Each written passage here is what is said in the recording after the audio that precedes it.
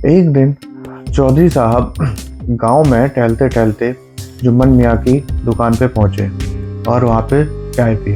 चाय पीने के बाद चौधरी साहब जुम्मन मियाँ से कहते हैं, जुम्मन मियाँ, ये जो ज़मीन है ये तो हाईवे किनारे है, तो इस ज़मीन को आप मुझे बेच दो।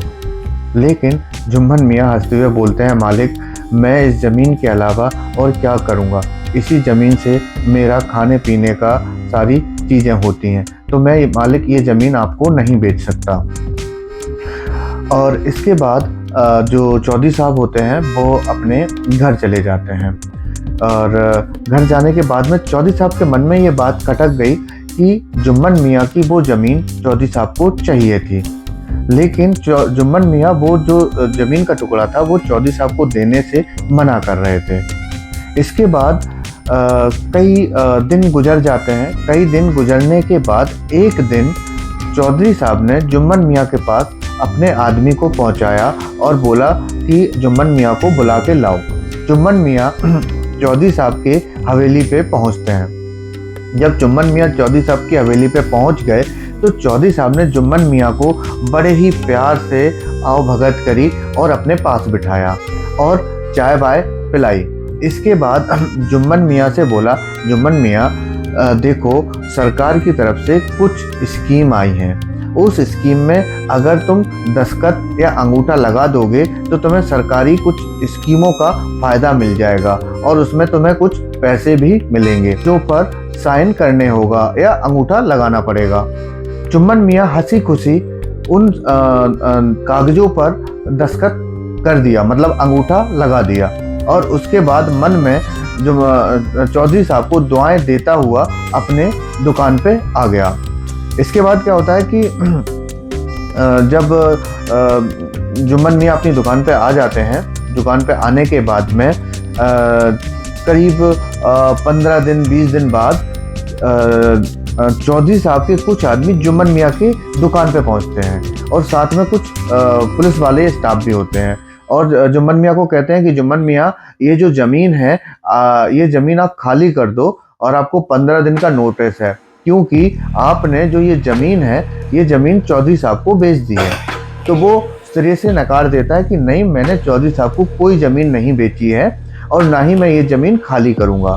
लेकिन चौधरी साहब के आदमी उस जुम्मन मियाँ के ऊपर प्रेशर बनाने लगे, जिससे परेशान होकर वो चौधरी साहब के कोठी पर पहुँचता है और चौधरी साहब से बात करता है कि चौधरी साहब, मैंने तो आपको ये ज़मीन नहीं बेची, तो आप ऐसा क्यों बोल रहे हो कि मैं ये ज़मीन खाली कर दूं।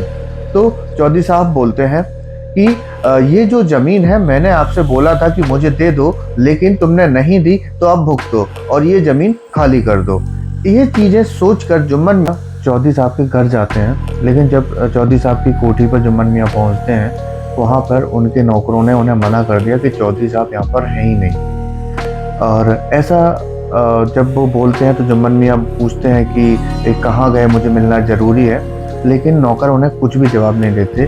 बेचारे जुम्मन मियाँ निराश होकर अपने घर आ जाते हैं। इसके बाद फिर दूसरे दिन वो चौधरी साहब के घर पे जाते हैं, मतलब कोठी पे जाते हैं। इस बार भी उन्हें वही सुनने को मिला कि चौधरी साहब नहीं है, कहीं बाहर है, और उन्हें कोठी से निकाल दिया जाता है। जुम्मन मियाँ बहुत परेशान थे और इधर चौधरी साहब के जो लड़के थे वो जुम्मन मियाँ को परेशान कर रहे थे, प्रेशर बना रहे थे कि ये जो ज़मीन है वो खाली करके तुम चले जाओ।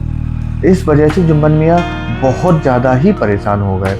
अंत में थक हार के एक दिन फिर दोबारा जुम्मन मियाँ चौधरी साहब की कोठी पर जाते हैं और कोठी पर जाने के बाद में आज भी जब चौधरी साहब नज़र नहीं आते, मिलने को मना कर देते हैं, तो बेचारा फूट फूट के रोने लगता है और रोते रोते चौधरी साहब को एक बद्दुआ देता है कि मैं तो इस दुनिया से चला जाऊंगा, लेकिन तुम्हारा हिसाब ये ज़मीन करेगी और ज़माना देखेगा।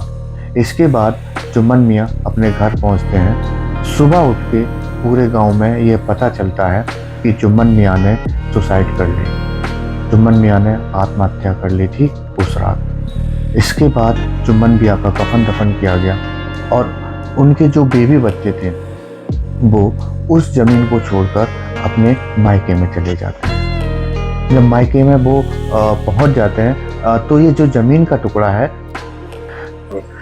चौधरी साहब ने बहुत कोशिश की जुम्मन मियाँ को उस ज़मीन से निकालने की, लेकिन चौधरी साहब जुम्मन मियाँ को जीते जी उस ज़मीन से नहीं निकाल पाए।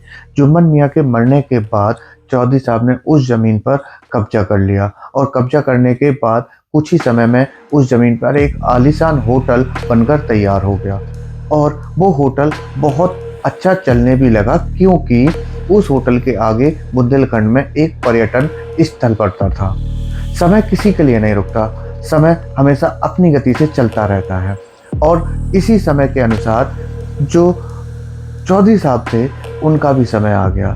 चौधरी साहब की उम्र बढ़ती जा रही थी, उम्र के साथ साथ उनकी बीमारियां भी बढ़ रही थी और एक रोज़ सुबह पूरे गांव में खबर फैली कि चौधरी साहब को हार्ट अटैक आया है और चौधरी साहब नहीं रहे।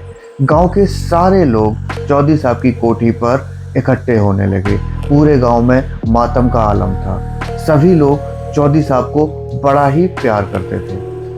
अब जब चौधरी साहब का सारा क्रियाक्रम मुस्लिम रीति रिवाज से किया गया और उनको एक कब्रिस्तान में दफना दिया गया। ये सारा क्रियाक्रम चौधरी साहब के बच्चों ने किया।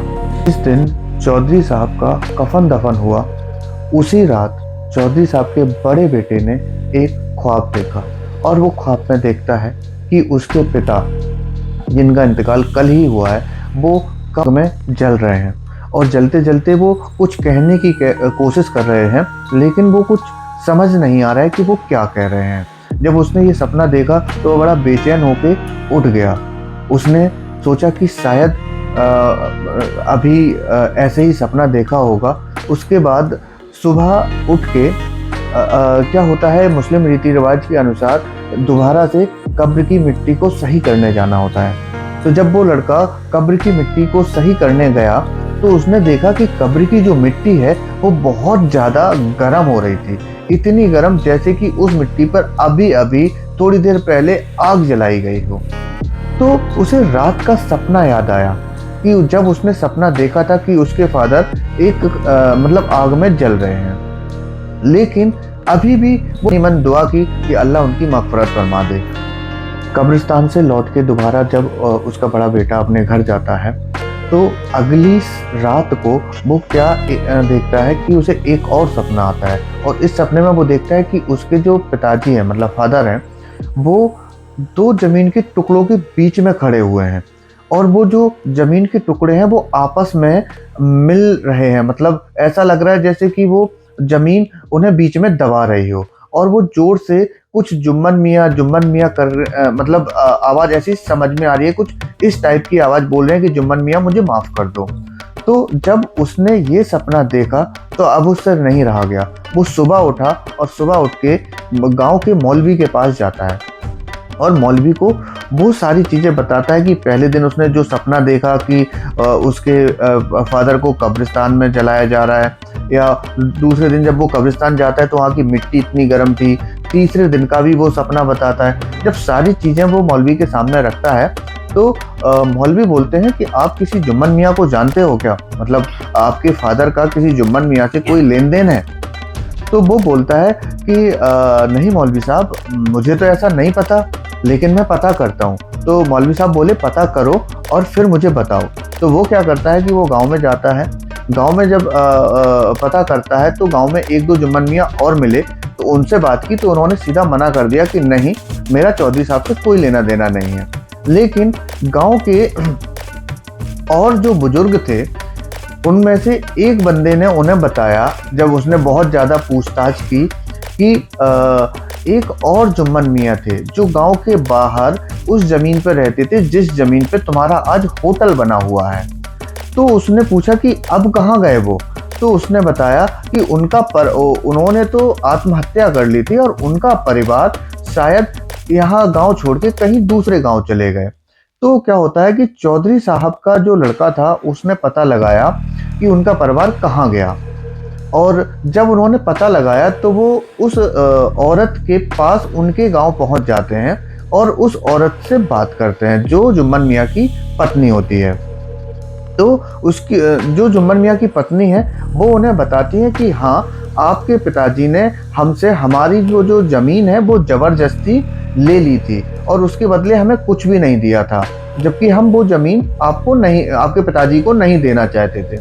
जब उसे ये चीज़ पता चली तो उसे सारी चीज़ें समझ तो आई, लेकिन उसने बोला कि ठीक है, मैं आपसे जल्दी मिलूँगा। और ये सारी बात कन्फर्म करके वो दोबारा मौलवी के पास आता है और जब मौलवी को उसने वो सारी चीज़ें बताई कि ऐसे-ऐसे एक जुम्मन मियाँ हैं और उनकी ये ज़मीन है जिस पे ये होटल हमारा बना हुआ है, तो बताइए मुझे क्या करना चाहिए? तो मौलवी बोलते हैं कि आप एक काम करो कि अगर आप चाहते हो कि आपके पापा को आखिरत में थोड़ी आसानी हो जाए, मतलब उनकी कब्र में जो उन्हें सज़ा मिल रही है उसमें आसानी हो जाए, तो आप उन्हें ये ज़मीन वापस कर दो। और उसका बेटा वो ऐसा ही करता है और वो जो होटल था, जो होटल पूरा बना था, वो उस लेडी के नाम कर देता है और उनसे बोलता है कि आज से इसकी जो भी कमाई है वो आपको मिलेगी। इसके बाद क्या होता है कि जुम्मन मियाँ थे, जुम्मन मियाँ का परिवार अब होटल के पास ही रहने लगता है और होटल की सारी कमाई उनके पास जाने लगती है। इस सारी चीज़ों में लगभग 1 महीना गुजर जाता है। 1 महीने के बाद जब ये ज़मीन जुम्मन मियाँ के परिवार को मिल जाता है, उसके बाद उन्हें कोई सपना नहीं आता है। तो दोस्तों, आज की कहानी यहीं पे समाप्त होती है। हमारी इसी प्रकार की अच्छी और सच्ची घटनाओं पर आधारित कहानियाँ सुनने के लिए हमारे चैनल को सब्सक्राइब करें, हमें लाइक करें और हाँ, कमेंट ज़रूर करें। धन्यवाद।